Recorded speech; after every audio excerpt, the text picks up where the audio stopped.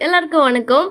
நான் இன்னைக்கு ரோமியோ படம் பார்த்தேன். ரோமியோ படம் எப்படி இருக்கு? அப்படின்னு சொல்றத உங்களுக்கு நான் ஷேர் பண்ணிக்க போறேன். ரோமியோ அப்படின்னு சொல்லி கேட்டதும், நான் ஃபர்ஸ்ட்டு படத்த பார்க்கறதுக்கு முன்னாடி ஏதோ பயங்கரமான விஷயம் இருக்க போகுதுன்னு நெனச்சேன். ஆனா படத்தோட கான்செப்ட் ரொம்ப சிம்பிள். அது எனக்கு ரொம்ப பிடிச்சிருந்துச்சு. அத நான் உங்கள்ட்ட என்னன்னு சொல்லிடுறேன். படத்தோட கருத்து என்னன்னு சொன்னா, நம்ம லைஃப்ல எல்லாருக்குமே ஒரு ஃப்ரெண்ட் இருப்பாங்க. நல்ல சப்போர்ட்டரா, நல்ல மோட்டிவேட்டரா, நம்ம எங்கலாம் டல் ஆகுறோமோ, அங்கலாம் "ச்சே! உன்னால முடியும்டா" அப்படின்னு சொல்லிட்டு நம்மள தள்ளி ஓட வைப்பாங்கல்ல. அந்த மாரி ஒரு ஃப்ரெண்டா இந்த ஹீரோ எப்படி மாறுனாரு?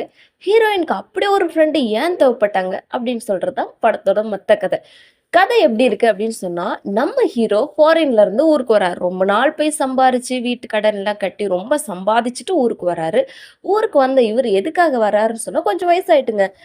ஆனா, வந்த இவருக்கு கல்யாணம் பண்ணிக்கணும். அதுவும் லவ் பண்ணி கல்யாணம் பண்ணிக்கணும்னு ஆசை வருது. பார்த்த உடனே இந்த பொண்ணு தான் நம்ம வாழ்க்கை அப்படின்னு சொல்லி நினைக்கிற ஒரு பொண்ண கல்யாணம் பண்ணிக்கணும்னு ஆசைப்படுறாரு. அதே மாரி ஒரு பொண்ண மீட் பண்றாரு. கல்யாணமும் பண்ணிக்கிறாரு. ரொம்ப ஈஸியா பொண்ண கல்யாணம் பண்ணி ஜெயிச்சுடுறாரு.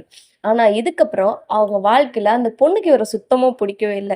இவர அந்த பொண்ணு லவ் பண்ணவே இல்ல. அந்த பொண்ணு இஷ்டத்துக்கு தான் நான் இருப்பேன். நீ என்ன வேணாலும் பண்ணிக்கோடா. நீ டிவோர்ஸ் வாங்கிட்டு போடா அப்படின்னு சொல்லிட்டு அந்த பொண்ணு நிக்குது. ஹீரோவுக்கு ஆனா அந்த பொண்ண அவ்ளோ பிடிக்கும். எப்படி அந்த பொண்ண மாத்தலாம் அப்படின்னு சொல்லி நினைக்கும்போது தான், ஹீரோ ஒரு ஐடியா யூஸ் பண்றாரு. என்னன்னா, அந்த பொண்ணு கூட ஒரு ராங் நம்பர் வச்சு கனெக்ட் ஆகுறாரு. ஒரு அந்த பொண்ணு வந்து Instagramலலாம் ஃபேமஸா இருக்காங்க.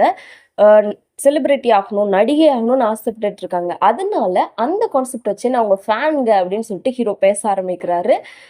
ஃப்ரெண்டா மாற ஆரம்பிக்கிறாரு. மாறி பெஸ்ட் ஃப்ரெண்ட் ஆகி, அந்த பொண்ணு ஒரு கட்டத்துல இவர லவ் பண்ணுதுன்னு நெனைக்கிற அளவுக்கு பெஸ்ட் ஃப்ரெண்டா மாறிர்றாரு ஹீரோ. மோட்டிவேட் பண்றாரு, சப்போர்ட் பண்றாரு. பொண்ண முன்னாடி தள்ளி விட்டுட்டே இருக்காரு. கடைசில பொண்ணு அந்த புள்ள ஹீரோயினா ஆயிடுது. அந்த புள்ள நெனச்ச ட்ரீம்க்கு போய் சேர்ந்துருது.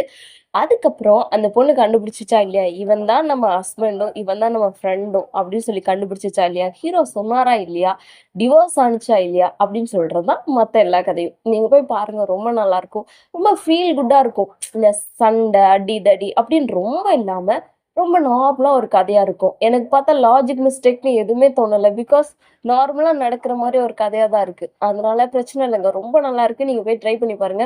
விஜய் ஆண்டனி அவரோட நடிப்பு சூப்பரா இருக்கு. ஆ நார்மலா அங்கங்க அவங்கள அவங்கள பத்தி அவங்க லைட்டா ஹிண்ட் குடுத்துருப்பாங்க. ஸோ அதெல்லாம் நல்லாருக்கும். யோகி பாபு இருக்காரு. அவங்களோட காமெடிஸ்லாம் நல்லாருக்கு. நீங்க பார்த்தீங்கன்னா, உங்களால கனெக்ட் பண்ணிக்க முடியும் சில விஷயங்கள. நம்ம யாரோட லைஃப்லயாவது இப்படி ஒரு ஃப்ரெண்டா இருக்கணும் அப்படின்னு உங்களுக்கு தோணும் கண்டிப்பா.